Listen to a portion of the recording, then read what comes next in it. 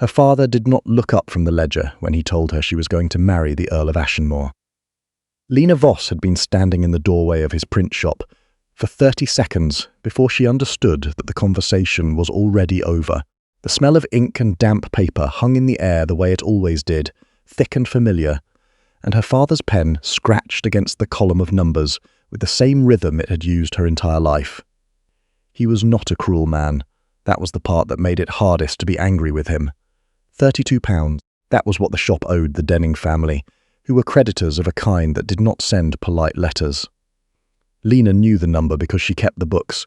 She had kept them since she was 15, when her mother died, and her father discovered that grief and arithmetic could not occupy the same mind at the same time. She had watched the debt accumulate the way she watched everything, precisely and without illusion. She had also watched her father borrow against the press, against the building lease, against the furniture, and finally, 3 weeks ago, against the one thing he had not yet named aloud. His solicitor had handled the arrangements. The Earl of Ashenmoor was 41. Lena was 26. He had not left his estate in the north of Westmoreland in 16 months, and the county had a name for him that was not his title. They called him the Deaf Earl. She did not cry. She went upstairs and sat on the edge of the narrow bed she had slept in her entire life, and pressed both hands flat against her knees and breathed. The grief that came was not for herself, not exactly. It was the recognition that every plan she had made, quietly, over years of watching the shop and minding the ledgers and telling herself that something better was coming, every one of those plans had just been crossed out with a single stroke of her father's pen. She had work to do. Lena Voss had learned to read before she learned to walk, or so her father claimed. The truth was more precise than that. She had learned to read type before she learned to read paper, pulling letters from the compositor's tray before she could form words herself, sorting them by shape and weight, until her fingers knew them better than her eyes did. By the time she was 12, she could set a full broadsheet page by touch in the dark of the shop before the morning fires were lit. By the time she was 18, she had read every manuscript that passed through the press, which was to say she had read contracts, sermons, medical pamphlets, 2 legal treatises, a disputed will, a parliamentary submission, and one very expensive, very private letter that a man of high standing had paid her father to print in a run of 12 and burn the original. She had read that letter once. She remembered every word of it. That was the thing about Lena that no one thought to mention when describing her to the Earl's solicitor, because no one thought to mention it at all. Her memory was not a skill she had cultivated. It was simply the way her mind had always worked. She read something once, and it stayed. Not like a parlour trick, not like a recitation, more like a print plate. The words remained set, available, retrievable at any angle. She could not forget them even when she wanted to. There were things she very much wished she could forget. The carriage came on a Tuesday. Her father stood at the door of the shop in his best coat, and he looked at her with an expression she had seen him use on creditors. Not quite apologetic, not quite resolved. Something in between that hoped the other person would not push too hard. She looked back at him for a long moment. Then she picked up her trunk and walked out. He called after her. She did not turn around. The road north took the better part of 2 days. The landscape changed gradually, the midland fields giving way to harder country, the moorland and grey stone walls and hills that did not soften in any direction. By the time the carriage turned through a set of iron gates onto a long unpaved track, the sky was the colour of old pewter and the wind was coming off the fells in a way that made the carriage sway. Ashenmoor Hall was severe and large and very still, 4 stories of dark limestone set against a hillside, with windows that seemed to collect the grey light rather than reflect it.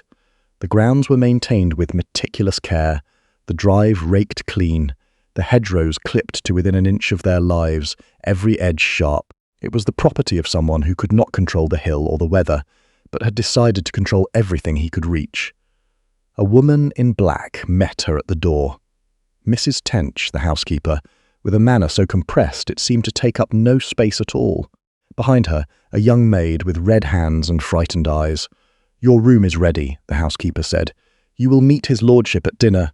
The room was on the 2nd floor, east-facing, recently cleaned, with a writing table beneath the window and a shelf of books arranged in no particular order that suggested someone had placed them quickly rather than permanently.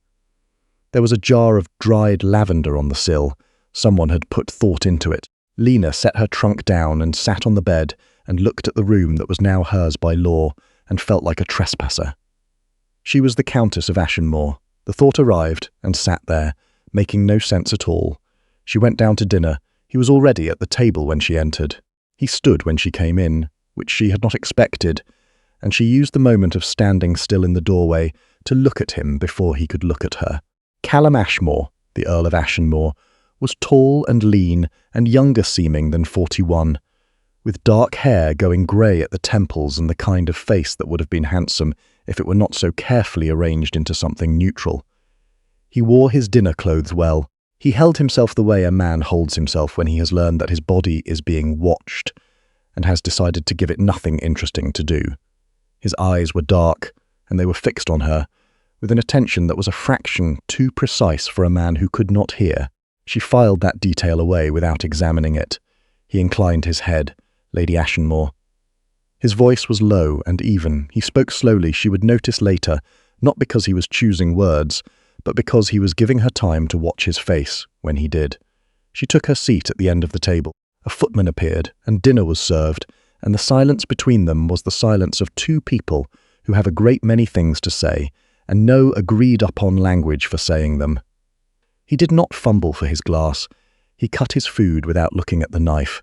When the footman spoke to him from the left side, he turned to face him with a speed that seemed, to Lena's eye, slightly too practiced to be entirely instinctive. She said nothing. She ate her dinner and watched him across the candles and let her face do whatever it wanted, because she believed he could not see it. And all the while she was aware of the fact that the awareness she had expected to feel, of being invisible to a man who could not hear, of being able to observe without being observed, was somehow not arriving. After dinner he walked her to the foot of the stairs. "My steward, Faris, will explain the household management," he said. "The library is at your disposal. I keep to the study in the mornings." His voice did not waver. "You are welcome to Ashenmoor as it stands. I only ask that you inform Mrs. Tench if you intend to ride out, so that a groom can be arranged." She looked at him. He was watching her mouth, or watching her face. It was difficult to tell the difference. "Thank you," she said. He nodded and turned, and she watched him walk back down the corridor, unhurried, and the only thing she could find wrong with his walk was that there was nothing wrong with it at all. She went upstairs. She sat at the writing table and looked out the window at the dark hillside, and thought about a man who asked to be informed when she went riding, so that someone could accompany her, and who had not once turned toward any sound in the room that came from behind him. Her room was quiet. Outside the wind had come up again. She lit the candle on the table and pulled out the small notebook she always carried and wrote, in her own shorthand, "He hears something." She did not know yet what to do with that. The days settled into a shape. Mornings she spent in the library, which was large and serious, and had better holdings than she had expected, with 2 full shelves of legal texts that someone had been reading, their spines worn soft and the pages edged with the faint shadow of thumbs. Afternoons she rode out with the young groom, Tam, who was 16, and talked enough for both of them which suited her. She had expected to be alone here. She had prepared herself for loneliness the way she had prepared herself for everything difficult, by deciding in advance what it would feel like and resolving to feel it without flinching. What she had not prepared for was to find the estate in a quiet state of trouble that no one was talking about. She found it the way she found most things, through documents.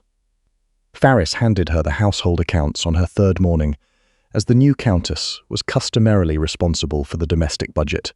She read through them once, set them down, and read through them again with the still, focused attention she brought to anything set in type. The numbers were meticulous. That was the first thing. Every column balanced to the penny. The entries were precise, the records complete, the categories properly maintained. It was the work of someone who knew exactly what they were doing. The second thing was the missing year. 15 months ago, there was a gap of 6 weeks in the account books. Not a gap precisely, the entries continued. But 3 line items in the household expenditures had been added in a different hand, written over erasure, the ink slightly lighter, the letter forms different from the pages before and after. Someone had altered the records for a period of 6 weeks beginning on the 14th of March. The 14th of March was the day the Earl of Ashenmoor had been declared deaf. She put the books away and said nothing. That evening, she went looking for something to read before bed, and she found him in the library. He was standing at the far window with his back to the room, one hand braced against the frame, looking out at the fell. He had not brought a candle. He was standing in the dark in a room, lit only by the fire in the grate, and his posture was the same posture she had seen in the accounts. All the control taken inward, nothing wasted, nothing given to the room. She heard the floorboard catch under her foot, and he turned. Not slowly, not with the careful pivot of a man orienting himself by feel. He turned at the sound. There it was. She should have left. She nearly did. But he spoke first.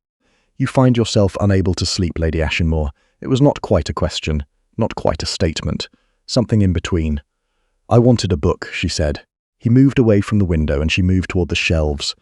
And they navigated the room the way two people navigate a room, when they are both pretending not to notice something. She pulled a volume from the shelf without looking at it. He poured a measure of something from the decanter on the side table, and she did not hear the glass touch the table because he set it down without a sound, and the silence of it was its own kind of information.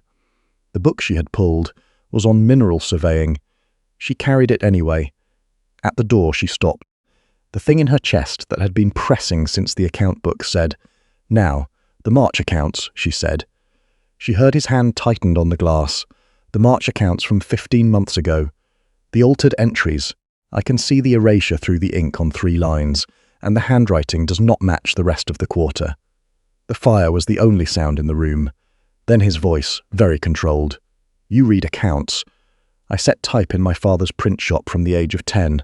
I have read more documents than I can count, and I know what erasure looks like under ink." She paused. "You can hear me?" The silence stretched. Then, "Yes," one word. She had expected more, some explanation or deflection, and the plainness of it knocked her off balance more than argument would have. She turned around. He was facing her, and the careful arrangement of his expression had come undone in the way that only happened when something unexpected arrived. He looked like a man who had been caught not in the act of lying, but in the act of being tired.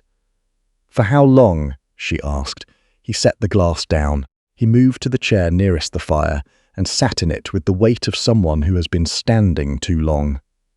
"I was injured 16 months ago," he said.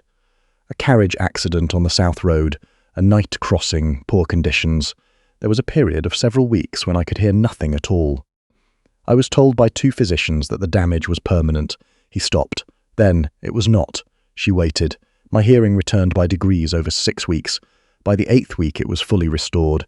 He looked at the fire. I told no one. She crossed the room and sat in the chair across from him, because her legs had decided they were done standing, and she did not have a better option. "Why?" she said. "Because 16 months ago, when I was lying in this house, unable to hear the servants or the fire or the wind or anything, my solicitor brought me a letter that had been sent to my address during the weeks I was incapacitated." He looked at her. A letter I was never meant to read. He reached into the breast pocket of his coat and produced folded document, the paper dark at the fold lines, handled many times. He held it out to her. She took it. She read it once, the way she always read things. It was a letter from a man named Gareth Fallow to a woman addressed only as D. It detailed in plain and careful language a set of financial arrangements involving the Ashenmoor estate accounts, a disputed land transfer in the valley below the North Fell, and a plan to have the Earl declared legally incapacitated by reason of permanent infirmity, which would transfer management of the estate to a court-appointed trustee. The trustee's name was suggested in the letter. It was Gareth Fallow. At the bottom of the letter, in a different hand, was a single line of response. The initial at the close was DVDV. She held the name in her mind and felt something cool move through her chest. "The Denning family," she said. He looked at her. "The creditors who hold my father's debt. Their family name is Denning, but the daughter married a Varro 6 years ago." He looked at me more carefully now. "DV is Dorothea Varro, née Denning." The silence in the library was different now, more alert. And Gareth Fallow, she continued, is the man who manages the Denning-Varrow interests in the North County.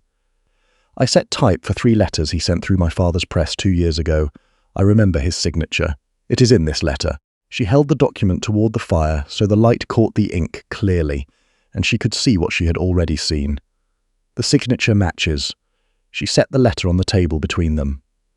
The people who hold my father's debt arranged his financial ruin, arranged your incapacity, and arranged this marriage. The word "this" hung in the air. You are connected to it, she said. Your debt was acquired by the Denning family through a proxy agent, wasn't it? It would have been made to look like a normal transfer, but the original creditor would have sold under pressure, or been bought out, and the Dennings would have held the paper and the leverage both. He was looking at her with the full focus of both dark eyes, not the careful, controlled attention he gave the room in public. Something more direct. You kept the books in your father's shop for 11 years, and the letters from Fallow that you set type for. She closed her eyes for 1 second and retrieved them. 2 were standard commercial correspondence. 1 was a letter to an unnamed party discussing the timeline of a property acquisition in the Westmoreland Valley. It named the Earl of Ashenmoor as the primary obstacle to the transfer and discussed options for removal.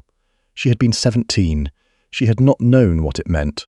The 3rd letter, she said, discussed you specifically. Not by name, by title. The Earl of Ashenmoor was described as an obstacle. She said it plainly. She did not soften it. It was not kindness that made her hold back. It was precision. He was looking at her the way a man looks when he is deciding whether to trust something, and she understood that what he needed from her was not softness. They want the fell pasture, she said. The North Valley. What is on it? He stood and went to the desk in the corner of the library and came back with a rolled survey map, which he spread across the table. His hand found the right quadrant without searching. Coal seam, he said, discovered 8 months before my accident. The surveyor's report was filed with the county office. It is public record, but the seam runs beneath Ashenmoor land, which means it cannot be extracted without my agreement, or without my incapacity. She looked at the map, then at the letter, then at him. They arranged all of it, she said. Your debt acquisition, your accident, or the timing of it, the declaration of infirmity, the trustee appointment, and my father's debt gave them a mechanism to place someone inside this house.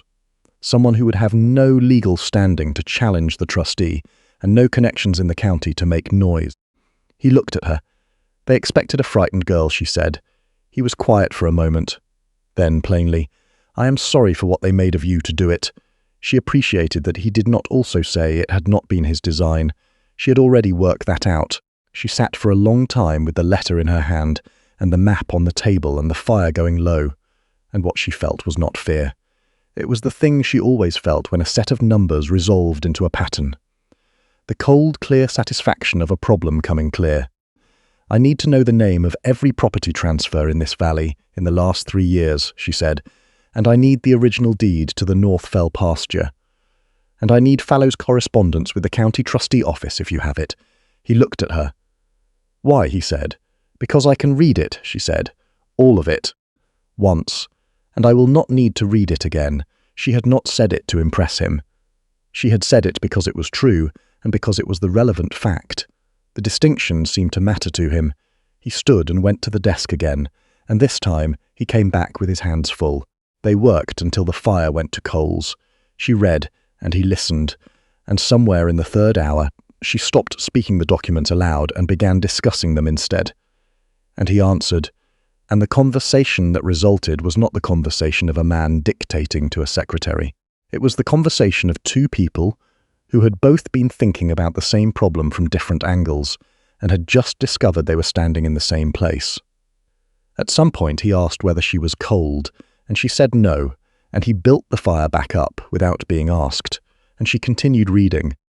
When the hall clock struck 2, she set down the last document and looked at the table, and what she saw was a case, not a completed one, but the shape of one. This will require a solicitor who does not work for Fallow, she said. I have a man in London, he is careful, and it will require testimony about the letters Fallow sent through my father's press. I was the typesetter, I read them. She looked up.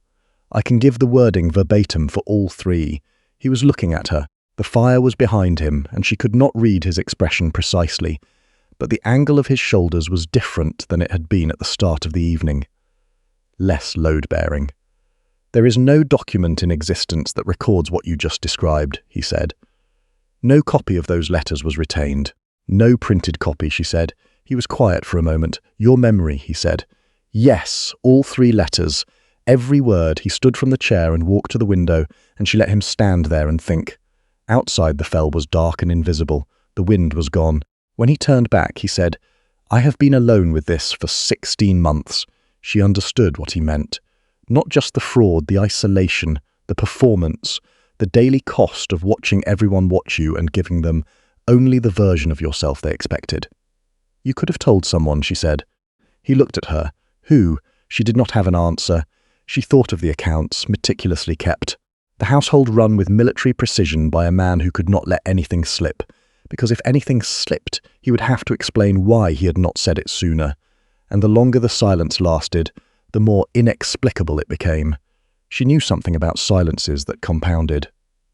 "All right," The weeks that followed rearranged the marriage at its foundation in a way that no one in the household could have named, but everyone seemed to register. The sessions in the library, after the staff had retired, stopped looking like a countess reading correspondence to a deaf lord, and started looking like 2 people building something. She could feel it in the way Farris greeted her at breakfast, a slight additional weight of attention. She could see it in the way Mrs. Tench's expression shifted when Lena came down to the kitchen to check a household supply question directly, rather than sending a note. He moved through the house without the exaggerated caution she now understood as performance. She watched him drop it gradually, over days, the tilt of the head that signaled listening, the full attention that turned to face sound rather than light, the quick, certain adjustments when something fell or a door opened unexpectedly on the wrong side. She found herself noticing other things. He read at the desk in the evenings with his coat off, his sleeves turned back, and there was something in the way his hand moved across a page that reminded her of the compositors in her father's shop. That intimacy with text, like the words were physical rather than abstract. He was precise about time. He was imprecise about food, eating whatever was put in front of him with indifference, unless something was particularly good, at which point he would stop and identify what it was with a focus that seemed disproportionate. He did not sleep well. She knew this because the library was used late on more nights than not, and the fire was banked and rebuilt by his hand. On the 4th week, she came down at midnight, looking for the volume on mineral surveying she had left on the table, and he was already there with 3 letters spread in front of him and a look on his face that she recognized. "The coal survey," she said. He looked up. He had been expecting the housekeeper. "Sit down," he said, and it was not a command. It was an invitation that didn't know how to ask. She sat. He showed her the survey and the adjacent property maps, and they worked for 2 hours, and at some point, she realized she was sitting close enough to him that she could feel the warmth of his shoulder when she leaned to follow a line on the map, and that neither of them had moved to correct it, and that the document in front of her had stopped meaning anything for several minutes, and she was reading the same surveyor's notation for the 4th time, without retaining it. She looked up. He was looking at the map. Then, not at the map. She looked back at the page. The Denning-Varrow solicitor arrived in the county on a Wednesday, accompanied by a man from the trustee's office and a letter from the county court authorizing an examination of the Earl's physical and mental competency, dated 18 months prior and somehow never executed. Someone had found it and filed it now. His name was Clement Bray. He came to Ashenmoor Hall on a Thursday afternoon with a secretary and an expression that suggested he had never lost a competency hearing in his professional life. He met Lena in the entrance hall. He looked at her the way men looked at her when they had already decided what she was. He asked to speak to his lordship privately, to which she said, "Certainly," and then she stood directly beside her husband throughout the interview, which lasted 45 minutes, during which Clement Bray spoke to Callum, and Callum answered, and Lena said nothing. After 20 minutes, she understood why Bray was losing. He was a man accustomed to navigating around a disability that was not present. He raised his voice, unnecessary. He over-articulated pointless. He gestured toward objects when he named them. A habit that would serve a deaf man, but served no one else. He could not disguise the habit because he had already formed it. He had come prepared to manage a man who could not hear, and what he found instead was a man who heard everything. And a woman who had been watching Bray for 20 minutes, and was now watching him understand that he had misread the situation entirely. The interview concluded. Bray and his secretary withdrew to the guest room assigned for the night. That evening, Lena laid out everything at the dining room table.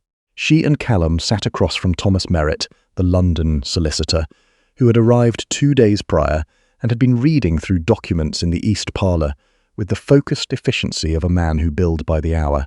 She spoke for 40 minutes. Merritt took notes. Callum answered questions.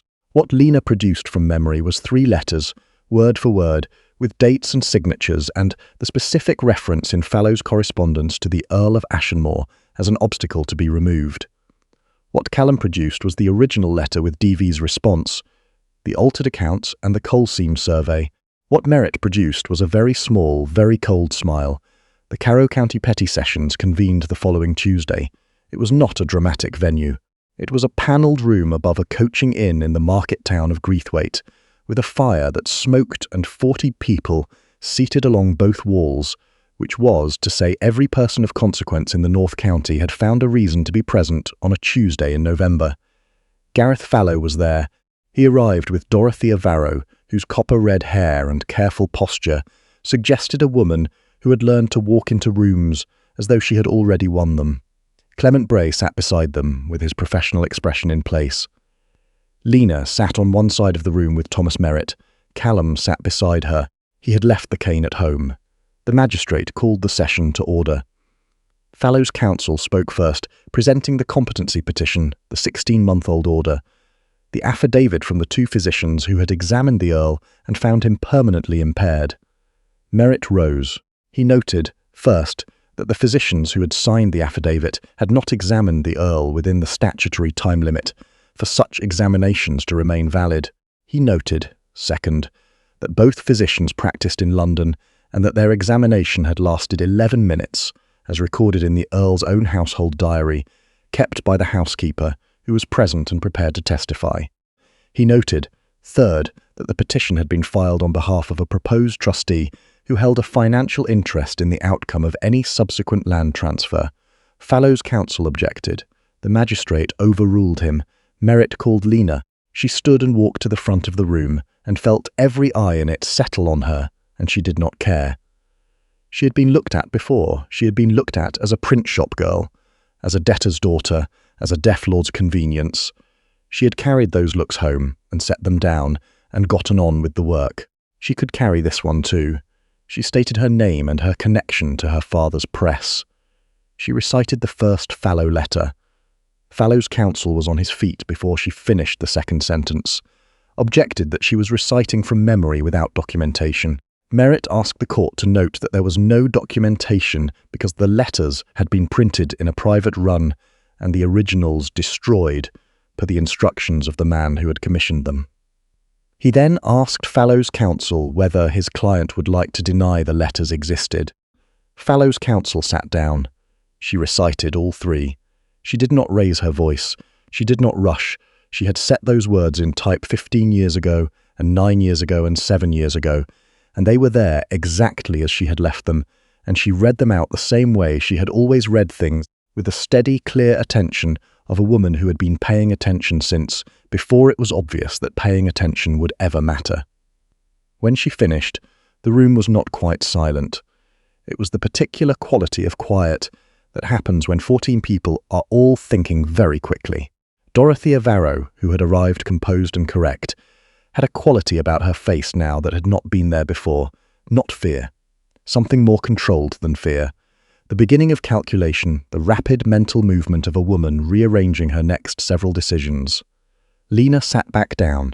Callum stood. He addressed the magistrate in a voice that filled the room without effort, and informed the court that he had been in possession of his full hearing for 16 months. He acknowledged that this created questions about his conduct during that period, which he was prepared to address in a separate proceeding if the court required it.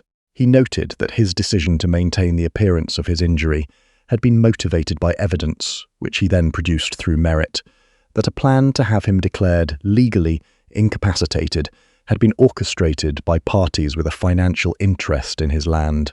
He set the original fallow letter on the magistrate's table and stood back. The magistrate read it. He read it a second time. Then he looked at Clement Bray. Bray was looking at his hands. The competency petition was dismissed at 11:47 in the morning. The magistrate notified Fallow and the trustee's office that a referral for investigation of fraud was being made to the county court. Dorothea Varro left before the proceedings formally closed, her departure so smooth and unhurried that several people did not notice it. In the days that followed, the consequences were documented and methodical. Gareth Fallow was formally investigated and his agency in the North County suspended. The altered Ashenmoor accounts were introduced as evidence of deliberate falsification. The coal seam survey was confirmed as registered under the Ashenmoor estate, and the land transfer that Fallow had been positioning was nullified. Her father's debt was found to have been acquired through Denning Varro at a price inflated above the actual balance, and the Ashenmoor solicitor made a point of noting this formally, which meant the legitimate portion of the debt would be repaid in full, and the remainder was unenforceable. Lena did not ask what would happen to her father. Callum told her anyway. He will have the debt retired, he said. What he does with the shop after that is his own concern. She was quiet for a moment. It is more than he deserves, she said. Callum did not argue, he said, possibly. But you deserve to be able to go home if you ever want to. She sat with that for a long time. On the night after the proceedings, they were in the library again. The way they were always in the library. And the fire was high and the wind was off the fell. And Lena had finished the last of the documents Merit needed annotated, and she set the pen down, and there was nothing left to do. She felt it in the room. The end of necessity. She did not know what came after necessity. She had never gotten this far before. Callum was standing at the window in the way he stood at the window, not looking out, but looking at the room behind him in the reflection of the glass, and she had learned by now that this meant he was thinking and did not want to be watched thinking. She watched him anyway. You have been alone with this house for a very long time, she said. He turned. You built everything around the performance, she said. The household, the accounts, the schedule, all of it designed to make the performance sustainable. She looked at him. It is exhausting work, managing what everyone sees. He looked at her for a long moment. You would know, he said. She had not expected that. She thought about the print shop, about 11 years of keeping records that her father allowed her to keep because it was convenient and never once thought to call work. About 26 years of being in a room and not being seen in it. About the marriage contract that had been negotiated around her and the carriage that had come on a Tuesday. She thought about how long she had been managing what everyone saw. Yes, she said, I would. He crossed the room, not the measured step of the performance, not the careful navigation of a man making sure he did not move faster than a deaf man would. He walked toward her the way he moved when no one was watching, which was to say directly and without apology. He sat down in the chair across from her and looked at her with the full attention she had first noticed over a dinner table on a night when she still believed he could not hear. I did not choose you, he said. I want to be clear about that. The arrangement was made for reasons that had nothing to do with you. He paused. But I find that what I have learned about you since has very little to do with the arrangement and a great deal to do with you. She held his gaze. You turned the study of your father's press into a weapon, he said, and you used it for me. I am aware of what that cost. It cost less than you might think, she said. He almost smiled. Almost. I would like to ask you something, he said. She waited. I would like to ask you to stay at Ashenmoor. He said it plainly, without decoration. Not because there is still work to do, though there is. Not because the estate requires a countess, though it does. He looked at the fire and then at her. Because I have spent 16 months alone in this house, and in the week after you arrived I heard myself laugh for the first time, and I would like to continue hearing it. She was quiet for a long time. You told me the truth, she said, when you did not have to. When everyone else in my life had arranged things around me instead of telling me what the things were, you showed me the letter and told me to read it. He nodded. I have been staying, she said, since then. He reached across the corner of the table between them and took her hand, not the precise, careful grip of a performance, and not the grip of a stranger. The grip of a man who could see her and was choosing to. The fire settled in the grate. Outside, the fell was dark and quiet, and the wind had finally stopped. 14 months later, Ashenmoor was a different house. The east and west corridors no longer had the quality of separate kingdoms. The library had 2 desks now, Callum's and Lena's, their papers frequently migrating across the shared territory between them in a way that Mrs. Tench had learned to leave alone. The coal seam was under careful development, managed by a surveying firm from Newcastle that Lena had vetted by reading every contract they had ever filed in the county registry. Farris had been given 2 additional staff. The Ashenmoor accounts, kept now by Lena and reviewed monthly by Merritt, were meticulous and unaltered and matched to the penny. On a Tuesday in early spring, a letter arrived from London. Lena opened it at her desk. It was from a barrister representing Dorothea Varro, née Denning, who had spent 14 months abroad and was now requesting, through counsel, that the investigation into her role in the Ashenmoor fraud be formally closed, citing a settled matter agreement with Gareth Fallow that had never, in fact, been agreed to by the county court. Lena read the letter once. She turned it over in her hands. Dorothea Varro had not attended the Greathwaite proceedings. She had left the room before they closed. No testimony had been taken from her, no sworn statement placed in evidence. Fallow had been investigated. Bray had been disbarred from Northern practice. But the woman whose initials closed the original letter to Fallow had walked out of a coaching inn on a Tuesday in November and had not been formally named. A settled matter, the letter said. Lena set the letter down and looked through the window at the north fell. The coal seam ran beneath that hillside. It had been there for 1,000 years before Dorothea Varro learned about it, and it would be there when this was over. She picked up a pen. Callum looked up from the desk across from her. She looked at him. "There is more work to do," she said. He set down what he was reading. She held up the letter. His face in the morning light went very still and then very clear, and what replaced the stillness was not anger, not exactly, but the sharp-edged readiness of a man who had been waiting for something to become a fair fight. "Tell me," he said. She told him.